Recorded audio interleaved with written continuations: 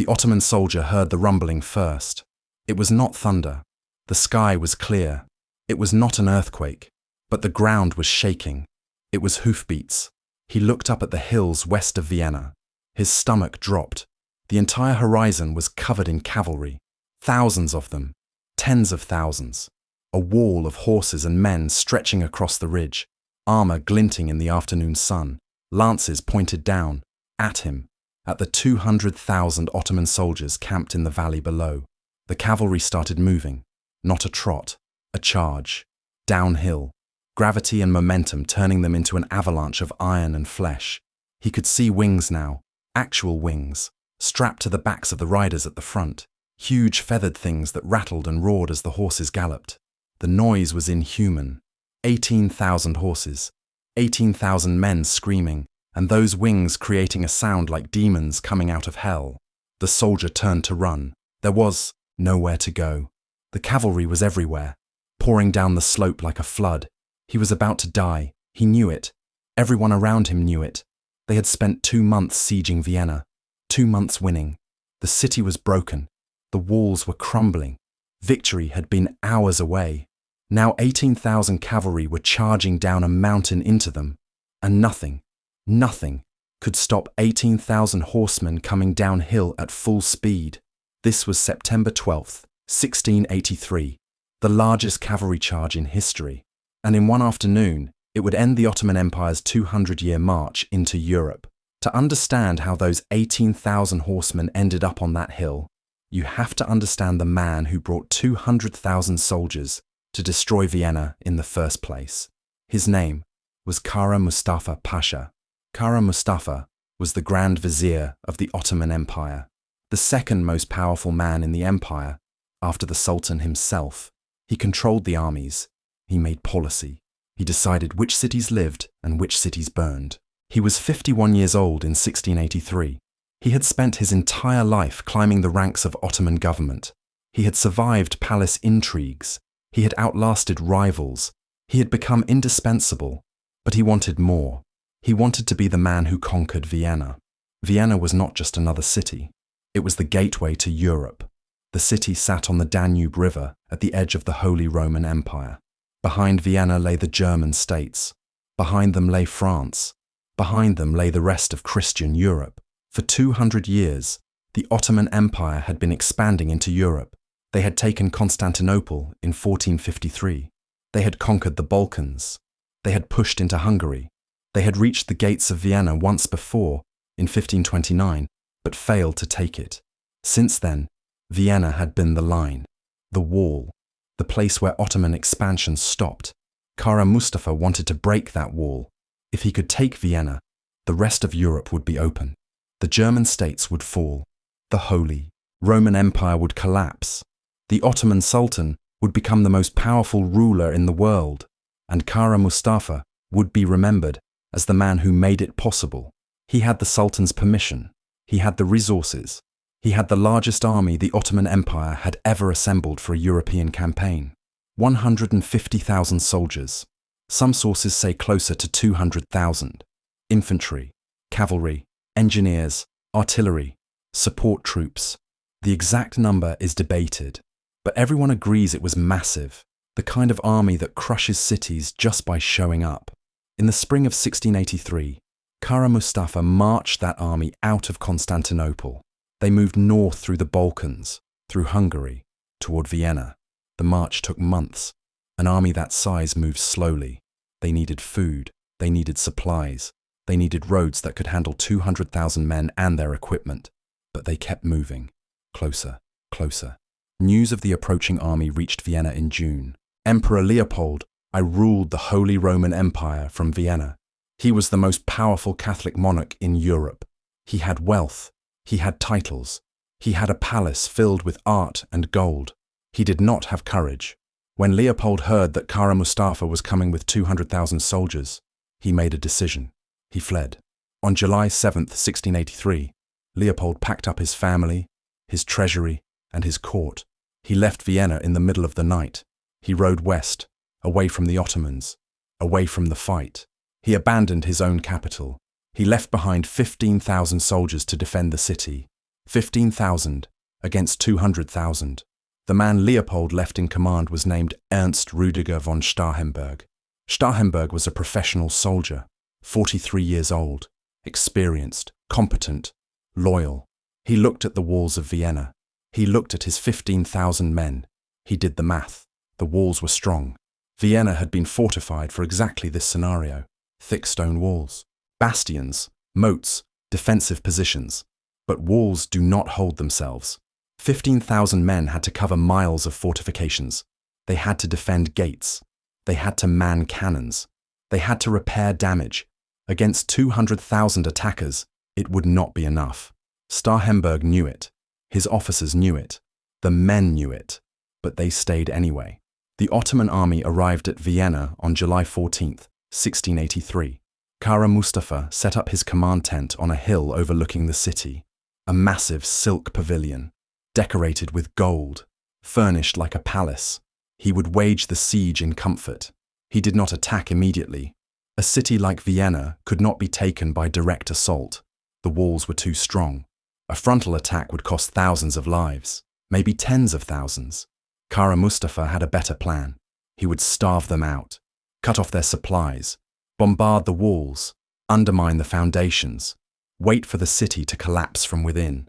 The siege began. Ottoman engineers started digging. They dug trenches that snaked toward the city walls. Trenches protected the soldiers from cannon fire, let them get close without being shot. They dug tunnels under the walls. Mining. The plan was to dig beneath the foundations, pack the tunnels with gunpowder, and blow sections of the wall sky high. The artillery started firing. Cannons bombarded Vienna day and night. The goal was not to knock down the walls. That would take too long. The goal was to keep the defenders exhausted. No sleep, no rest, constant terror. Inside Vienna, Starhemberg organized the defense. He posted men along every section of wall. He rationed the food. He prepared for a long siege. The civilians were trapped inside, over 100,000 people, men, women, children, elderly. They could not leave. The Ottoman army surrounded the city on all sides. So they waited, and starved, and died. The first Ottoman mine exploded on July 17th. A section of wall blew apart. Stone and dust erupted into the air. The explosion killed several defenders. It left a gap in the fortifications. Starhemberg's men rushed to repair it. They filled the gap with rubble. They built a temporary barrier. They held the line. The Ottomans kept mining. More tunnels. More explosions. The walls shook almost daily. The defenders tried to countermine. They dug their own tunnels to intercept the Ottoman diggers. Sometimes they succeeded. They would break into an enemy tunnel and fight underground. Hand-to-hand combat in the dark. Brutal. But they could not stop all the tunnels. The Ottoman engineers were too skilled, too numerous. By August, sections of Vienna's walls were crumbling. The food situation was getting desperate. Vienna had stockpiled supplies before the siege. Grain, salted meat, whatever they could gather. But 100,000 civilians eat a lot. 15,000 soldiers eat even more. The stockpiles were running low. Starhemberg cut the rations, then cut them again. People were eating half of what they needed, then a quarter. Hunger spread. People grew weak. Children cried. The elderly started dying, not from Ottoman bullets, from starvation. Disease followed. When people are packed together, when they are hungry, when sanitation breaks down, disease spreads fast. Dysentery, typhus, fevers. The illnesses moved through the population like fire. More people died. The defenders on the walls were collapsing from exhaustion. They had been fighting for weeks. No breaks, no relief, just constant bombardment and constant attacks. Some deserted. They climbed over the walls at night and surrendered to the Ottomans. Better to take your chances with the enemy than die slowly of starvation. Most stayed. They kept fighting. They kept repairing the walls. They kept hoping someone would come to save them. Starhemberg had sent messengers. Before the siege began, riders on fast horses. They had slipped through the Ottoman lines and raced west. Messages to the other Christian powers, to the German states, to Poland. Vienna is under attack. Send help. Send armies. Send food. Send anything. Please. Some of the messengers made it through. Some were caught and killed, but enough got out. The word spread across Europe. Vienna was under siege. The Ottomans were at the gates. If Vienna fell, the rest of Europe was next. Slowly, too slowly, help started to gather. German princes began raising troops, small armies, a few thousand here, a few thousand there. They marched toward Vienna, but they were scattered, uncoordinated. Not enough. Poland was the real hope. King Jan III, Sobieski ruled Poland. He was a legendary commander. He had fought the Ottomans before.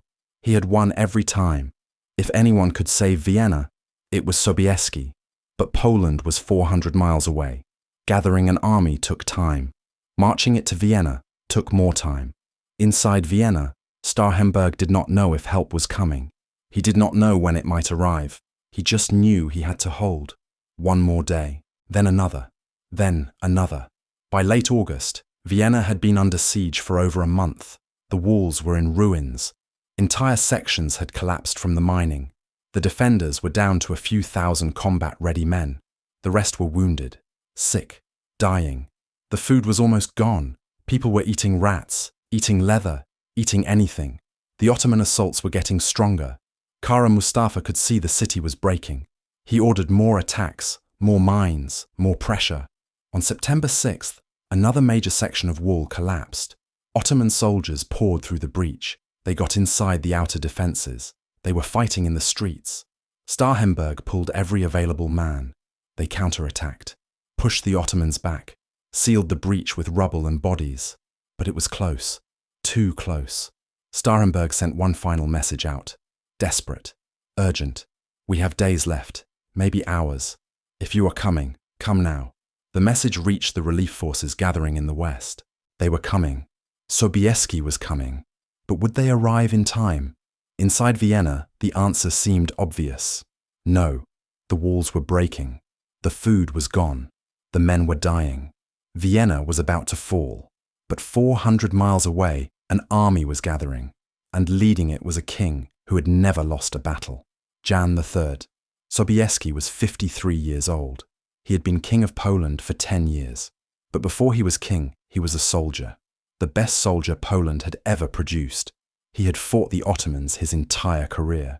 At Kotin in 1673, he defeated a massive Ottoman army with a much smaller force. The victory was so complete that the Ottomans retreated and did not return for years. That victory made him famous. It made him king. It made the Ottomans fear him. Sobieski was not a diplomat. He was not a politician. He was a warrior. And when the call for help came from Vienna, he did not hesitate. He would march. He would fight. He would save the city. But he would not march alone. The Holy League was forming. This was an alliance of Christian powers united against the Ottoman threat. Poland, Austria, various German states. The Pope blessed it, called it a crusade. But crusades are never simple. The German princes bickered. Some wanted to help Vienna. Some wanted to protect their own territories first. Some wanted guarantees before committing troops. Austria, the empire Vienna belonged to, barely contributed. Emperor Leopold had fled. He was hiding in the west. He sent some troops. Not many. He expected others to save his capital. Poland carried the weight. Sobieski gathered his forces in August. He called up the Polish cavalry, the best cavalry in Europe, maybe the best cavalry in the world, the winged hussars. These were not normal soldiers. They were elite warriors, Poland's finest. Each hussar wore full-plate armor, heavy, protective, expensive. Only wealthy nobles could afford the equipment. This made them exclusive, elite. But the armor was not what made them famous. It was the wings. Each hussar wore a wooden frame on his back. Attached to the frame were massive wings made of eagle feathers. Some wings were 6 feet tall. When the hussar rode, the wings rose up behind him like an angel or a demon. The wings served two purposes. First, intimidation. Imagine seeing cavalry charge at you. Now imagine they have wings, giant feathered wings that flap and rattle as they gallop. It looks supernatural, terrifying. Second, sound. When 3,000 hussars charged together, the wings created a noise unlike anything else on a battlefield. A roaring, A rattling, a screaming sound that carried for miles. Enemies broke before the hussars even reached them. The sight and sound were too much. Soldiers threw down their weapons and ran. The hussars had never lost a major battle. Never. Sobieski had 3,000 of them. He also gathered regular Polish cavalry, German cavalry, Austrian units, infantry from various German states. By late August, the relief army numbered around 70,000 men. Not all of them were combat troops. Many were support, supply, engineers. The actual fighting force was smaller, around 40,000 infantry, around 30,000 cavalry. Still, it was the largest relief army anyone had managed to assemble. On August 15th, Sobieski began the march, 400 miles from Poland to Vienna, through mountains, through rivers, through late summer heat. The column stretched for miles. 70,000 men do not march in a tight group. They spread out. The cavalry rode ahead. The infantry marched in the middle. The supply wagons creaked along at the rear. If you stood on a hilltop and watched them pass, it would take hours.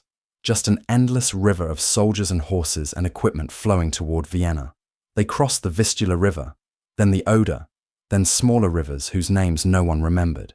Each crossing took time, building pontoon bridges, ferrying supplies, getting thousands of horses across without losing them to the current. They climbed through mountain passes, narrow trails where the column had to squeeze into single file, places where a landslide or an ambush could trap them.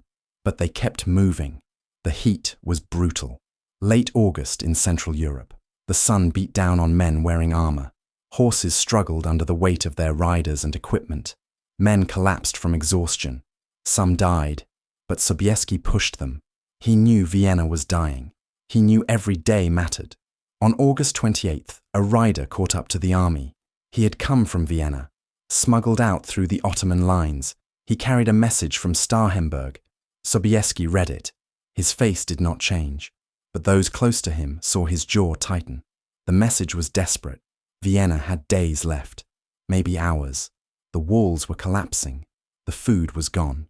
If help did not arrive soon, the city would fall. Sobieski gathered his officers.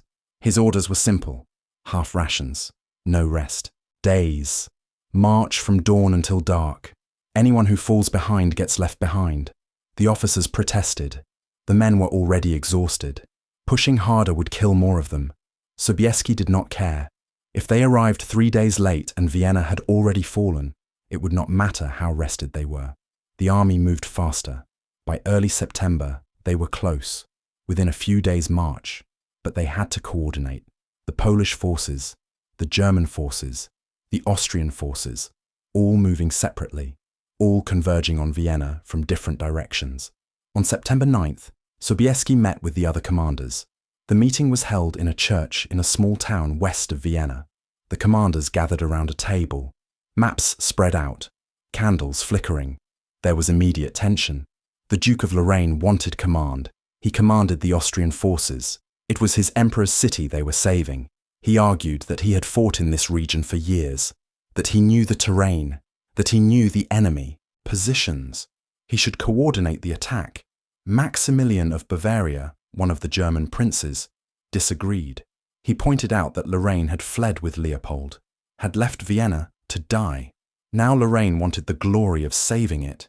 The Duke's face reddened. He had followed his emperor's orders. What else could he have done? The argument escalated. Other commanders joined in.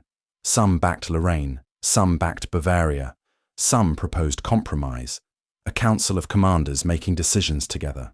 Sobieski listened, said nothing, just watched them argue. Finally, he stood. The room went quiet. Sobieski spoke.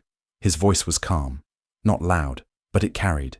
He had fought the Ottomans for 30 years.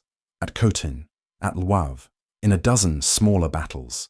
He had never lost. He looked at each commander in turn. He asked them a question. How many of them had defeated an Ottoman army? Silence. How many had even fought the Ottomans in open battle? More silence. He gave them a choice. They could give him command, or he would take his 30,000 Polish cavalry and ride home. They could save Vienna themselves. Without his cavalry, the relief army would fail. They knew it. He knew it. They gave him command. On September 11th, the army reached the Kahlenberg Hills. These were a range of forested hills west of Vienna. Steep, elevated, they overlooked the entire battlefield. Sobieski climbed to the highest point. He brought a telescope, a newer invention. Expensive, but useful. He looked through it, swept it across the landscape below. Vienna lay directly ahead, 2 miles away, maybe 3. The city walls were visible even without the telescope. Sections had collapsed. Others were crumbling. Smoke rose from fires inside the city. Parts of Vienna were burning. He could see movement on the walls, small figures, the defenders, still there, still fighting, barely. He moved the telescope to the right. The Ottoman camp came into view, massive, tents spread across the plain like a second. City, white canvas, silk pavilions, banners flying, thousands of campfires sending smoke into the sky. He could see the soldiers. Even from this distance, there were so many. Infantry formations drilling, cavalry units moving between positions, artillery batteries positioned facing Vienna's walls. He counted the Ottoman cannons he could see, 30, 40. There were probably more he could not see. He looked for their command center, found it, a huge silk tent on a rise overlooking Vienna, gold decorations glinting in the sun. That would be Kara Mustafa's position. Sobieski lowered the telescope. He studied the terrain with his naked eye. The hills sloped down toward the plain, gradually at first, then steeper near the bottom. The ground was open grassland. No forests once you left the hills, no walls, no ditches, no obstacles. He calculated distances in his head, from the top of the hills to the Ottoman positions, maybe 2 miles, downhill all the way. A horse at full gallop covers ground fast. Add gravity, add momentum from charging downhill. The cavalry would hit the bottom at terrifying speed. He calculated angles. The slope was steep enough to add momentum, but not so steep the horses would stumble. Perfect. He turned to his officers. They had followed him up the hill. They were looking at the same battlefield. Some looked worried. "What do you see?" Sobieski asked them. The Duke of Lorraine answered, "I see 200,000 Ottoman soldiers. I see Vienna about to fall. I see difficult odds." Sobieski smiled. "I see a killing ground," he said. He pointed at the slope. "Tomorrow we put 18,000 cavalry on top of this hill. We point them down, and we let gravity do half the work." One of his Polish officers, a man who had fought with him for years, grinned. "The Ottomans will not know what hit them," the officer said. "They will know exactly what hit them," Sobieski replied. 18,000 horsemen. They just will not be able to stop it. Inside Vienna, a soldier on the wall was scanning the western horizon. It was late afternoon on September 11th. He had been scanning all day, looking for help, hoping. Then he saw them, banners, moving through the trees on the distant hills, colors he recognized, the red and white of Poland, the black and yellow of Austria, the various colors of the German states. He shouted, pointed, grabbed the men next to him. Word spread along the wall. Defenders rushed to see. They pointed. They shouted. They could not believe it. The relief army. They had made it. Starhemberg was in the command post when an officer ran in. "Sir," the officer said, "banners on the western hills, thousands of them." Starhemberg did not run. He walked, but he walked fast. He climbed to the highest point on the wall. He looked west. He saw them, distant. But there, banners moving through the hills. An army, a real army. Relief flooded through him. Then fear. They had arrived. But would it be in time? The Ottomans were preparing another assault. The walls would not hold much longer. Another day? 2 days? Maybe not even that long. He looked at his men on the wall. They were celebrating, hugging each other, crying, praying, laughing.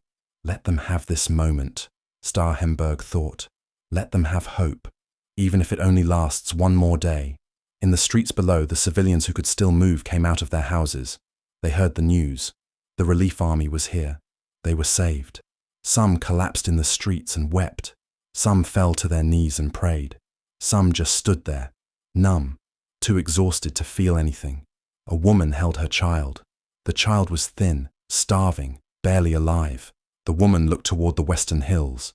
She could not see the banners from where she stood, but she believed they were there. Kara Mustafa received the reports in his silk tent. An aide entered, bowed, brought news. A relief army had been spotted in the Kahlenberg Hills. Polish forces, German forces, 70,000 men. Kara Mustafa was sitting on cushions, eating roasted lamb, fresh bread, fruit, the finest food in the Ottoman camp. He did not stop. 70,000. He had 200,000. The aide mentioned the Polish cavalry. Kara Mustafa waved his hand dismissively. He had cavalry too. More of it. He took another bite of lamb, chewed, swallowed. Let them come. He outnumbered them 3-1. They had marched 400 miles. Their men would be exhausted, their supplies low. They would arrive tired and weak. He smiled. He would crush them, then take Vienna. Nothing had changed. The aide bowed and left. Outside the tent, other Ottoman officers were not so confident. They gathered in small groups, spoke in low voices. 70,000 men was not a small force, and Polish cavalry had a reputation, a frightening reputation. The winged hussars had never been defeated. Maybe they should prepare better defenses. Maybe they should fortify their positions. Maybe they should take this threat seriously. But Kara Mustafa had spoken. He was confident. He believed in his numbers. And in an army, you follow your commander, even when you think he is wrong. Inside his tent, Kara Mustafa finished his meal. He leaned back on his cushions. He looked at the map spread before him. Vienna was about to fall. He had spent 2 months breaking this city. Victory was hours away, days at most. Some relief force showing up at the last minute did not matter. They were too late, too tired, too outnumbered. Tomorrow, he would turn his army west. He would crush the relief force in open battle. Then he would return to Vienna and take it. By the end of the week, he would be the man who conquered the gateway to Europe. What Kara Mustafa did not understand, what he could not have known, was that numbers mean nothing when 18,000 cavalry charge down a mountain into you. On the evening of September 11th, both armies prepared. The Ottomans formed their lines on the plain, infantry in the center, cavalry on the flanks, artillery positioned, 200,000 men ready to fight. The relief army camped in the hills. Sobieski walked among his men. He spoke to the Polish cavalry, the winged hussars, his best warriors. Tomorrow we ride, he said. Tomorrow we save Vienna. Tomorrow we show the Ottomans why they should fear us. The hussars cheered. They checked their armor. They sharpened their lances. They prepared their wings. Tomorrow they would charge. On the morning of September 12th, Sobieski gave his orders. The infantry would attack first, engage the Ottoman forces, draw them in. Then the cavalry would finish it. All 18,000 of them, charging downhill, into the largest army in the world. The battle began at dawn. September 12th, 1683. The sun rose over the hills. The relief army was already moving. Polish infantry marched down from the heights. German infantry followed. 40,000 men in formation. Armor, pikes, muskets. They moved in columns toward the Ottoman positions on the plain below. The Ottomans were ready.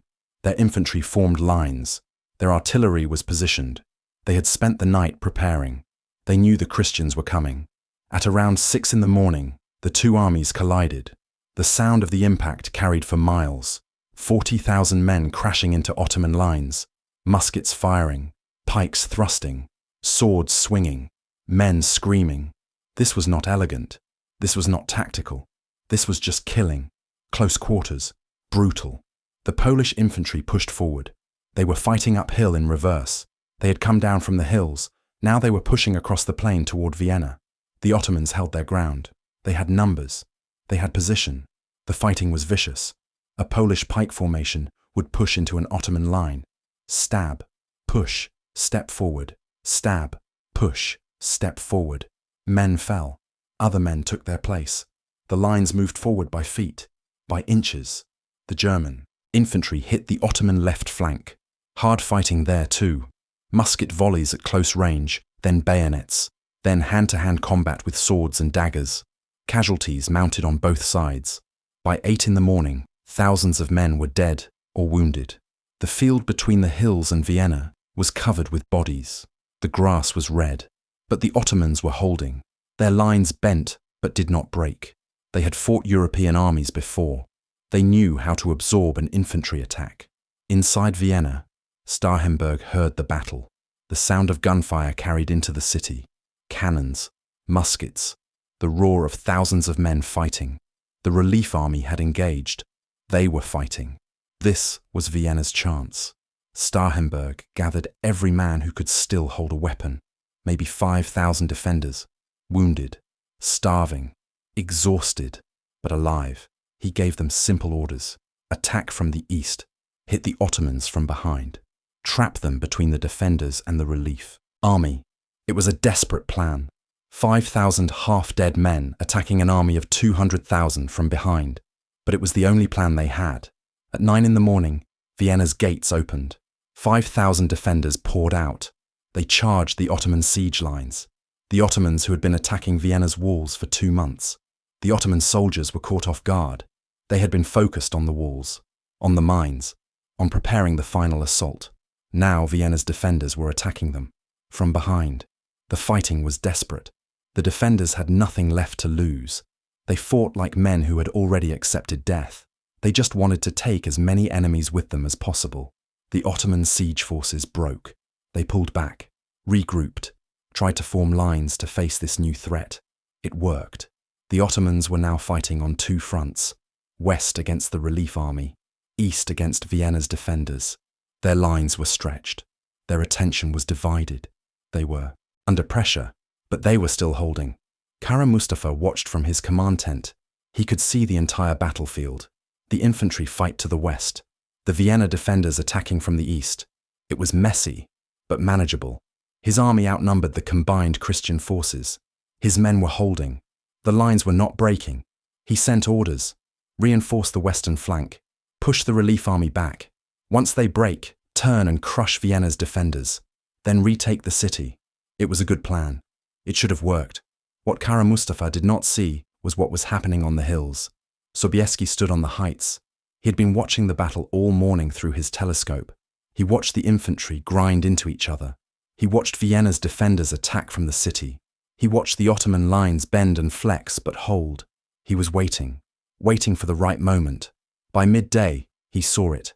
The Ottoman forces were fully committed now. Their infantry was locked in combat with the Christian infantry. Their reserves had been pulled forward to reinforce the lines. Their cavalry was positioned on the flanks, but focused on the infantry fight. They were engaged, occupied, vulnerable. Sobieski lowered his telescope. "Now," he said. His officers sent the signal. Horns blew across the hills. The sound carried. Every cavalry unit heard it. Prepare to charge. On the heights, 18,000 cavalry began to assemble. The Polish winged hussars formed up at the center. 3,000 of them, the tip of the spear. They wore their full armor. Their wings rose behind them. Lances rested on their shoulders. On the left flank, German cavalry, heavy horsemen in plate armor, swords drawn. On the right flank, Austrian and more Polish cavalry, lighter armor, faster horses, sabers ready. The cavalry spread across the ridge. The largest cavalry force assembled in one place, ever. Sobieski rode to the front. He positioned himself with the winged hussars. He was 53 years old, a king. He could have commanded from the rear.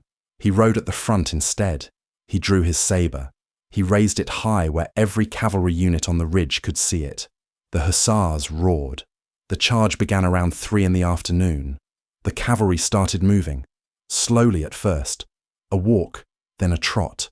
The ground began to shake. On the plain below, the Ottoman soldiers were still fighting the infantry. They were focused on the men in front of them, stabbing, shooting, pushing. Then someone heard it, thunder. But the sky was clear. The rumbling grew louder, closer. An Ottoman soldier looked up at the hills to the west. His stomach dropped. The entire ridge was covered in cavalry. Thousands of them, tens of thousands, moving, coming down the slope. He tried to shout a warning. His voice was drowned out by the noise. The cavalry was charging now. Not a trot, a full gallop, down the hillside. Gravity adding speed, momentum, weight. The sound was unlike anything anyone on that battlefield had ever heard. 18,000 horses thundering downhill. 18,000 men screaming, and above it all, the wings of the Polish hussars. 3,000 sets of giant feathered wings rattling and roaring as the horses galloped. It sounded like the end of the world. The Ottoman soldiers in the path of the charge froze.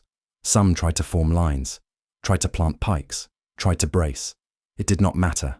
The cavalry hit them like a hammer hitting glass. The winged hussars struck first. 3,000 armoured horsemen with lances lowered.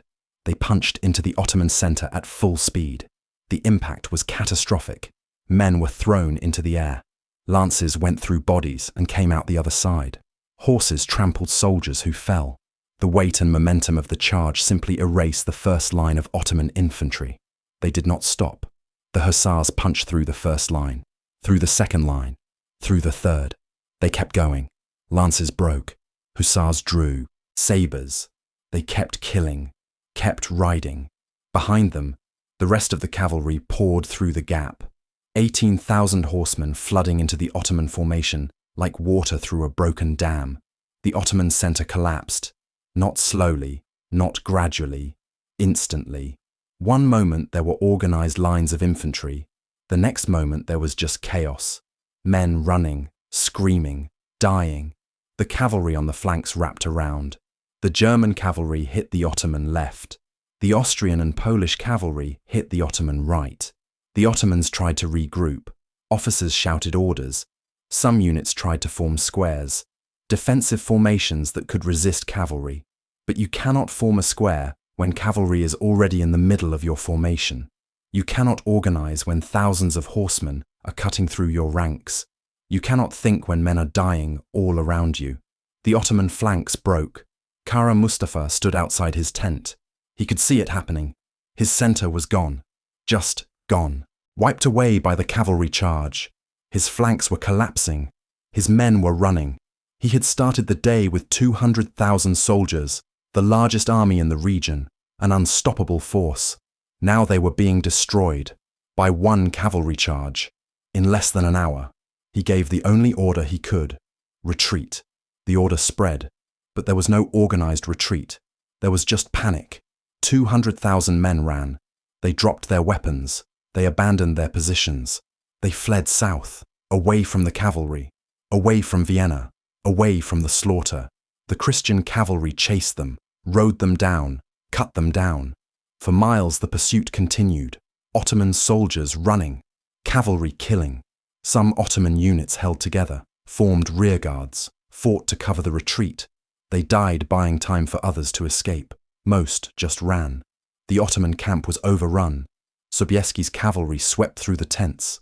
They captured supplies, weapons, treasure. Kara Mustafa had brought vast wealth to the siege. Gold, silk, jewels, food, all of it left behind. Sobieski's men found Kara Mustafa's personal tent, the massive silk pavilion. They tore down the Ottoman battle standard. They looted the treasure inside. They captured Kara Mustafa's personal belongings. The Grand Vizier himself escaped. He rode south with the remnants of his army, fleeing, humiliated, beaten. By sunset, the battle was over. The field between Vienna and the hills was covered with bodies, thousands of them. Most were Ottoman, some were Christian. The Ottoman army was gone, shattered, running south in a disorganized mob. No longer an army, just a crowd of scared men trying to get home. In Vienna, the defenders heard the gunfire stop. They climbed to the walls. They looked west. They saw the Ottoman camp in flames. They saw Christian cavalry riding through the ruins. They saw victory. Starhemberg ordered the gates opened. The defenders collapsed. Right there, on the walls, in the streets. They just sat down. They could not stand anymore. They had been fighting for 2 months. Starving, dying, holding on. Now it was over. The siege was over. The largest army the Ottoman Empire had ever sent into Europe was running for its life. Thousands dead, thousands more captured. The rest scattered across the countryside, and in Vienna the defenders opened the gates and collapsed in exhaustion. The siege was over. The counting began the next morning. Christian soldiers walked the battlefield. They stepped over bodies. They counted the dead. They separated friend from enemy. The Ottoman losses were catastrophic. Estimates say at least 15,000 killed in the battle itself. Some sources say more. Thousands more were wounded, captured, missing. The Holy League lost around 4,000 men, most of them infantry who had fought in the morning engagement. The cavalry charge had been so overwhelming that relatively few Christian cavalry died. 15,000 dead against 4,000. The numbers told the story. This had not been a close fight. This had been a slaughter. On the morning of September 13th, Sobieski rode into Vienna. The gates opened for him. The defenders lined the streets. Civilians came out of their houses. Everyone who could still stand wanted to see the man who had saved them. Sobieski rode through the city on horseback. He wore his armor still, blood-stained, dented. He looked like what he was, a warrior who had just won the most important battle of his life. The people cheered. They threw flowers. They reached out to touch his horse. Some knelt as he passed. Some wept. Some just stared in silence. Vienna had been days from death, hours from falling, 2 months of siege, 2 months of starvation and bombardment and watching friends die. Now it was over, because of this man, this Polish king who had ridden 400 miles and charged down a mountain to save a city that was not even his own. Starhemberg met Sobieski at the cathedral. The two men embraced. No words. What could you say? Starhemberg had held the city for 2 months against impossible odds. Sobieski had broken those odds in one afternoon. Together they walked into the cathedral. They knelt. They prayed. They thanked God for the victory. Later that day, Sobieski sat down and wrote a letter. It was addressed to Pope Innocent V in Rome. The Pope had blessed the Holy League, had called this a crusade, had promised spiritual rewards for those who fought. Sobieski's letter was short, just one sentence in Latin. Veni, vidi, Deus vicit. I came. I saw. God conquered. It was a play on Julius Caesar's famous words. Veni, vidi, vici. I came, I saw, I conquered. But Sobieski gave the credit to God, not to himself, not to his cavalry, not to his tactics. God conquered. The letter reached Rome a week later. The Pope read it. He wept. He ordered celebrations across Catholic Europe. Vienna was saved. Christendom was saved. The Ottoman advance had been stopped, but Sobieski was not finished. The Ottoman army was running south, disorganized, scattered, vulnerable. This was the moment to pursue, to destroy them completely, to make sure they never came back. Sobieski gathered his cavalry, the winged hussars who had broken the Ottoman center, the German and Austrian cavalry who had wrapped around the flanks, 18,000 horsemen who had just changed history. They rode south, chasing the retreating Ottomans. For weeks they pursued. They caught stragglers. They attacked rearguards. They captured Ottoman supply trains. They liberated towns the Ottomans had occupied. They pushed the Ottomans all the way back to Hungary, back across the Danube, back toward Ottoman territory. By late September, the pursuit ended. Sobieski's army was exhausted. They had marched. They had fought. They had won. Now they needed to rest. But the damage to the Ottoman Empire was done. Kara Mustafa fled with the remnants of his army. He had started the campaign with 200,000 men. He returned with maybe half that number. The rest were dead, captured, deserted, lost. He had failed to take Vienna. He had lost the largest army the Ottoman Empire had ever sent into Europe.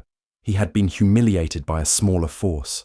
Sultan Mehmed IV heard the news in Constantinople. His Grand Vizier had failed, spectacularly. In the Ottoman Empire, failure at this level had consequences. Kara Mustafa reached Belgrade in November. He was ordered to remain there, to wait. On December 25th, 1683, Christmas Day, an executioner arrived. The executioner carried a silk bowstring. This was the traditional method for executing high-ranking Ottomans, strangling with silk. It was considered more dignified than beheading, more respectful. Kara Mustafa knew what was coming. He had seen this happen to others, failed generals, disgraced officials, men who had disappointed the Sultan. Now it was his turn.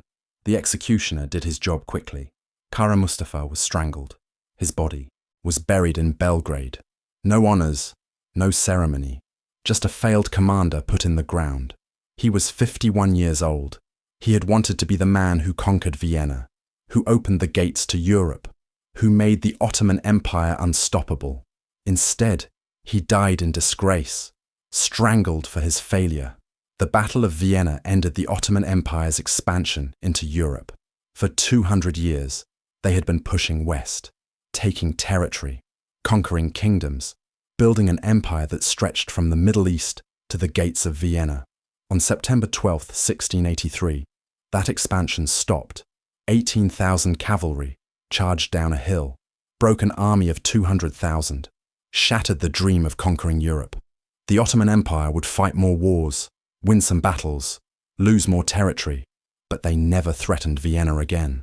The soldier who looked up that afternoon and saw cavalry covering the horizon, if he survived, watched his empire begin its long decline, all because of one charge, one afternoon, one decision by a Polish king to ride down a mountain.